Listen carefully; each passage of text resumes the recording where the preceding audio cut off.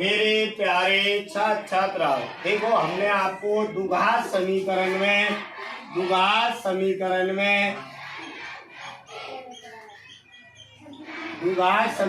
में हमने आपको समीकरण की जांच कराई।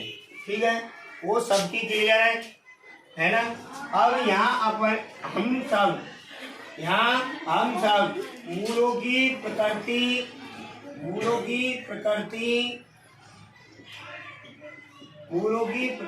पढ़ेंगे।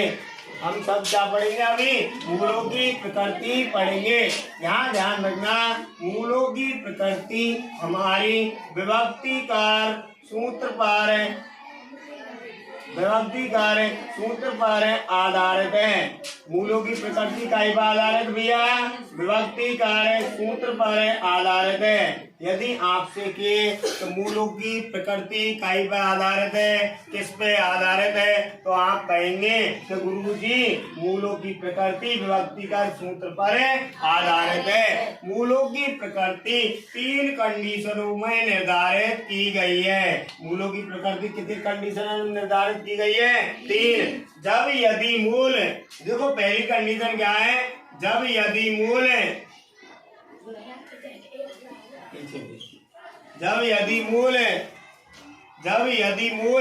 b² - 4ac बराबर है 0 के। जब यदि मूल b² - 4ac बराबर है 0 के, तो ध्यान रखना है मूल अपन के बराबर होंगे। कैसे होंगे भैया? मूल कैसे होंगे? बराबर होंगे। यदि मूल b² -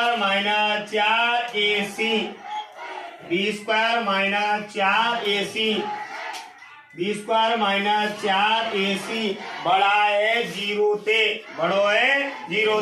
यदि हमको b² - 4ac बड़ा है 0 ते, तो अपन के मूल कैसे होंगे भैया? वास्तविक। कैसे होंगे भैया? वास्तविक या भिन्न के रूप में होंगे। भिन्न के रूप में होंगे। यदि मूल, अगली कंडीशन देखो, यदि मूल b² - 4ac छोटो है 0 ते, तो मूल कैसे होंगे भैया? वास्तविक नहीं होंगे।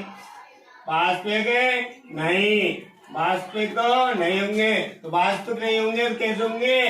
काल्पनिक होंगे। कैसे होंगे? काल्पनिक होंगे। दूसरा काय भिन्न के रूप में। कैसे होंगे? भिन्न के रूप में। अब तीनों कंडीशन का ध्यान से सुनेंगे। यदि किसी द्विघात समीकरण को हल करने पर,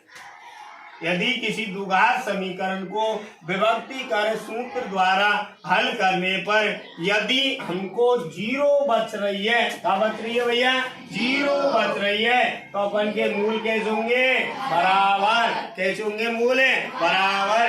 यदि किसी द्विघात समीकरण को हल करने पर यदि कोई धनात्मक संख्या बच रही है या भिन्न के रूप में कोई धनात्मक संख्या बच रही है, तो मूलों की प्रकृति अपन की कैसी होगी? वास्तविक। कैसी होगी भैया? वास्तविक या भिन्न के रूप में होंगे।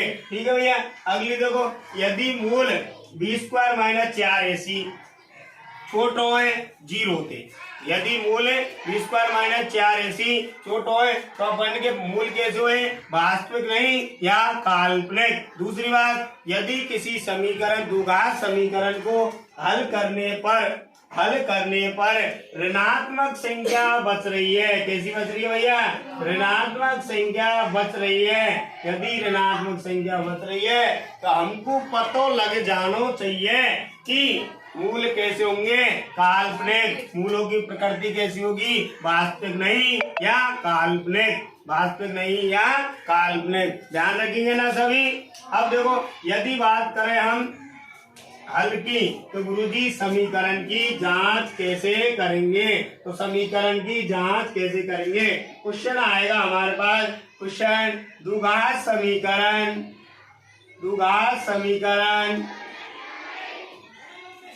द्विघात समीकरण 3x² प्लस 5x प्लस 2 बराबर 0 में मूलों की प्रकृति ज्ञात कीजिए। मूलों की प्रकृति ज्ञात कीजिए। मूलों की प्रकृति ज्ञात कीजिए। तो देखो भैया सभी बोर्ड पे नजर रखें। देखो मूलों की प्रकृति ज्ञात करनी है। मूलों की प्रकृति में सबसे पहले हमको कुछ नहीं करना है, समीकरण ज्यों का त्यों रखना है। समीकरण क्या करना है? ज्यों का त्यों रखना है। समीकरण ज्यों का त्यों रखने के बाद हमको इसकी तुलना करेंगे। क्या करेंगे भैया? तुलना करेंगे। समीकरण की क्या करेंगे? तुलना करेंगे। समीकरण की तुलना द्विघात समीकरण, द्विघात समीकरण ax² plus bx plus c बराबर 0 से तुलना करने पर क्या कर देंगे भैया? तुलना कर देंगे। क्या कर देंगे? तुलना करने के बाद a बराबर कितने का जाओ? 3, b बराबर कितने का जाओ भैया? 5 और c बराबर कितने का जाओ? 2। ये अपन के द्विघात समीकरण के व्यापक पद हों, जो अपन के गुणांक हैं, जो हमारे गुणांक हैं ए बी सी हमारे ज्ञात हो जाएंगे। उसके बाद विभक्तिकार सूत्र द्वारा, विभक्तिकार सूत्र द्वारा या सूत्र से क्या करेंगे? अपन हल करेंगे। क्या करेंगे? हल करेंगे।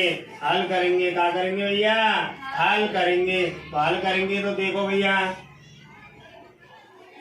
हल करेंगे तो देखो विभक्ति कार्य सूत्र हमारे पास b² माइनस 4ac। विभक्ति कार्य सूत्र का है b² माइनस 4ac है, नहीं है? है। b यहाँ पर b का है हमारे पास 5, तो 5 का वर्ग माइनस 4, a कितने गए? 3 और c कितने का भैया? 2।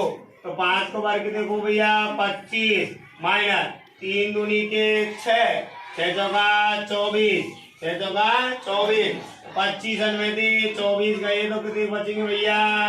1 बचेंगे। संख्या धनात्मक है ऋणात्मक है?